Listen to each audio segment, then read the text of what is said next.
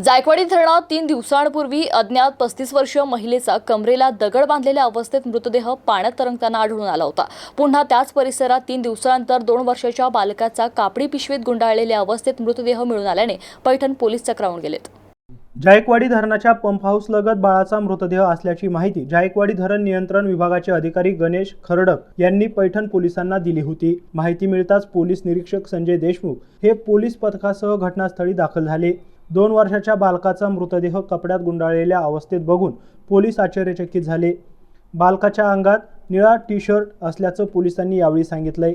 घटनेचा पंचनामा करून पोलिसांनी मृतदेह ताब्यात घेतलाय। दरम्यान 1 मार्च शनिवारी जायकवाडी धरणालगत असलेल्या छत्रपती संभाजीनगर पाणीपुरवठा पंप हाऊस जवळ कमरेला दगड बांधलेल्या अवस्थेत 35 वर्षीय अज्ञात महिलेचा मृतदेह पाण्यात तरंगताना आढळून आला होता।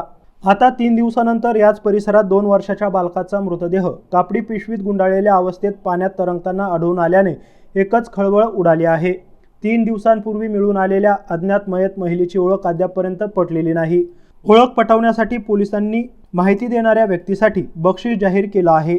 दरम्यान मयत महिलेचा खून करून पुरावा नष्ट करण्याच्या हेतूने महिलेचा मृतदेह पाण्यात टाकला असावा अशी शक्यता MIDC पोलीस उपनिरीक्षक ईश्वर जगदाळे यांनी व्यक्त केली होती। या घटनेत मयत महिलेचा मृतदेह हा MIDC पोलीस ठाणे हद्दीत मिळून आला, तर बालकाचा मृतदेह हा पैठण शहर पोलीस ठाणे हद्दीत मिळून आला असल्याने पैठण आणि MIDC पोलीस चक्रावून गेले आहे।